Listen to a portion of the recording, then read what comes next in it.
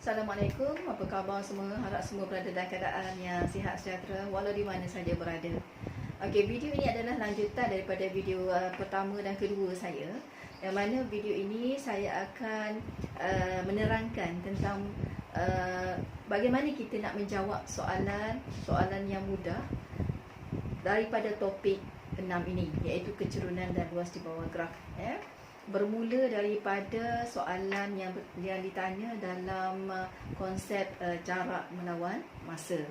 Okey, jadi apa-apa pun kita mesti bermula daripada mudah dahulu. Okey, jangan lupa tonton video cikgu ini sehingga akhir untuk kamu faham apakah konsep yang ditanya dalam soalan. Ini merupakan latihan yang mana latihan tersebut dia adalah dalam bentuk yang mudah. Diperhatikan pertama sekali apabila kita dapat graf sebegini, kita mesti perhatikan apakah dia punya nilai pada paksi Y ni. Nilai di sini adalah jarak melawan masa. Jadi kita kena guna pakai formula ataupun rumus yang telah saya sentuh sebelum ini, iaitu apabila kita nak mencari laju dia bersamaan dengan kecerunan di sini. Jadi kecerunan di sini kita akan kembali lihat kepada rumus kecerunan. Okey, kecerunan dia bersamaan dengan laju. Dia adalah melibatkan formula sebegini. Okey, maknanya kita mesti cari dia punya pasangan koordinat. Okey, jadi sekarang ni kita mula menjawablah soalan untuk A, tempoh berhenti. Kalau tempoh berhenti, perhatikan graf yang lurus ini. Graf yang tidak menaik ataupun menurun. Okey, graf sekata di sini. Ini di mana menggambarkan bahawa objek itu berhenti. Jadi bila dia berhenti berapa lama? Kita lihat daripada 4 sehingga 9. Jadi beza dia adalah merupakan tempoh berhenti. Jadi untuk menjawab soalan ini, A adalah berapa? 9 tolak 4. Dapat 5 jam. Itu je lah untuk soalan A. Untuk soalan B pula, dia tanya tentang laju. Bila sebut laju, kita pergi kepada rumus inilah. Laju 4 jam pertama. Bila sebut 4 jam pertama, kita kena tengok graf yang pertama ini.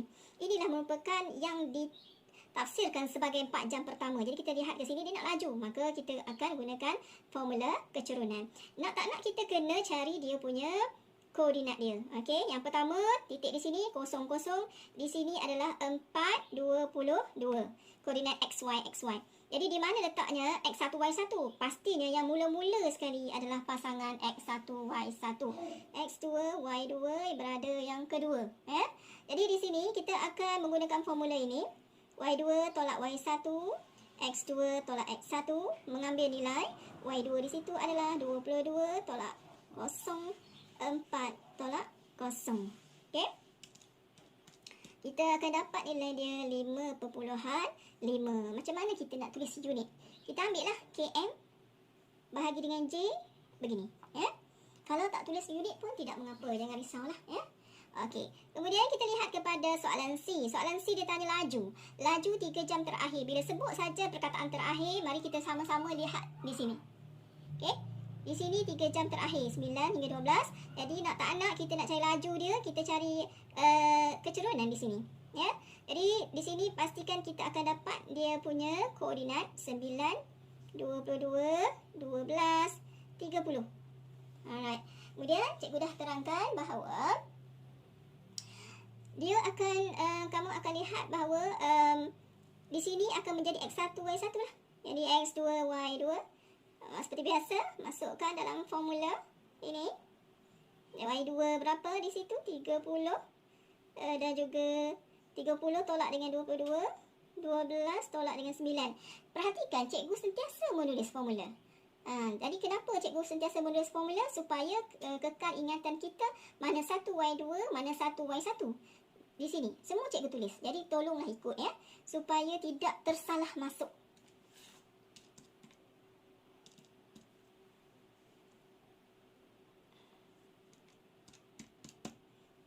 Jadi jawapan dia 2.7. 2.7 kmj1. Okey. Itu jawapan dia. Okey. Kemudian kita tengok apa lagi? Purata laju. Bila sebut purata laju, formula dia adalah jumlah jarak per dengan jumlah masa. Okey. formula dia jumlah jarak dengan jumlah masa. So jarak dia macam mana? Daripada pertama sekali 0 sampai 22, 22. Lepas tu daripada 22 ke 30. Ni dia berhenti, jangan kira lah.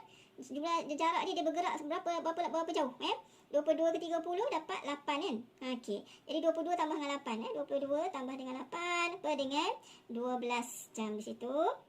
30 per 12 kita dapatkan dalam bentuk perpuluhan 2.5. Gitulah kita nak menjawab soalan ini, ya. Kemudian kita lihat kepada soalan berikut. Okey. Agak berlainan dia punya corak graf dia. Kita tengok apa soalan pertama A, dia tanya laju 4 saat pertama. Ini dia, ya. 4 saat pertama, sebut laju saja, dia berkaitan dengan kecerunan. Nak tak nak kita kena cari kita punya koordinat, ya. Kemudian sini adalah 4, 34. Okey. Jadi mana satu X1, Y1? Ini dia X1, Y1, X2, Y2. Nampak tak cikgu menulis? Bukannya cikgu hanya ingat dalam fikiran cikgu saya. Walaupun cikgu tahu, tapi cikgu lebih suka menulis supaya ingatan itu kekal. Di sini pun juga saya turut menulis formula kecerunan. Okay, Y2 apa? Y2 adalah 34 tolak dengan 13 per dengan 4 tolak dengan 0. Okey, jadi kita kira dapat berapa? 21 per dengan 4 akan dapat 5.25.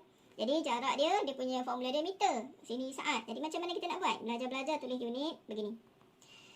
Habis tentang laju 4 saat. Pertama, laju saat ke-4 hingga ke-8. Yang ni beri perhatian lebih sedikit. Laju saat ke-4 nak pergi ke-8. Okey, jadi di sinilah. Di sini kecerunan dia. Okey, ini dah ada koordinat. Ini nak cari pula lah. Koordinat dia 8, 25. Jadi cikgu nak tekankan di sini. Kita dah pergi kepada episod drama yang kedua. Hak tadi episod pertama. Okey, yang kedua ni lain pula. Jadi watak di sini dia tak jadi X2, Y2 dah. Pastikan dia akan menjadi watak X1, Y1. Yang ini akan menjadi watak X2, Y2 dah. Ya, untuk episod kedua ini. Maka nak tak nak kita kena masukkanlah ke dalam formula itu. Jadi Y2 kita 25 tolakkan dengan 34. Jadi 8 tolakkan dengan 4. Okey, jangan takut kepada negatif. Akan dapat negatif, ya. Akan dapat negatif 9 per dengan 4. Okey. Jadi jawapan dia 2.25 ms/1. Kenapa dapat negatif?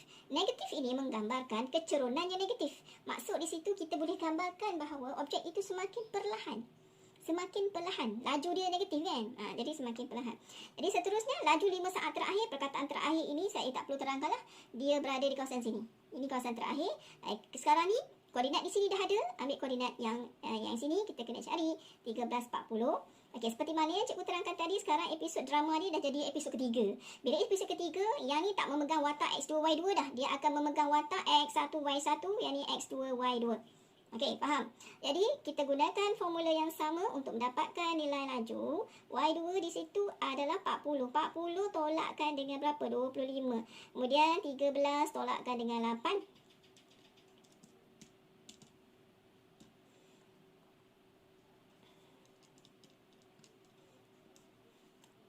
Dapat 3. Okey? 3 meter per saat. Baik. Seterusnya, bahagian D. Purata laju. Kita tulis formula dia jumlah jarak per dengan jumlah masa. Okey? Jumlah jarak per dengan jumlah masa. Ni macam mana nak buat? Kita akan lihat kepada jumlah jarak dia. Pertama sekali kita tengok jarak di sini. Apabila dia nak pergi ke sini, daripada 13 memanjat sehingga 34. Jadi dia punya beza dia 34 tolak 13. Maka 21. Okey. Kemudian daripada 34 dia turun 25. Jadi kita tengok jarak dia. Jarak dia adalah 9. Kemudian daripada 25 naik 40. Jadi 40 tolak 25. Jadi 15. Jumlah jarak dia bergerak adalah sejauh 21 tambah 9 tambah 15. Bahagian yang kesemuanya adalah 13. Jadi kita kirakan jumlah ya. Jadi carikan dalam bentuk perpuluhan 3.46. Okey, itu adalah penerangan yang mana cikgu boleh terangkan berkaitan dengan latihan ini, ya.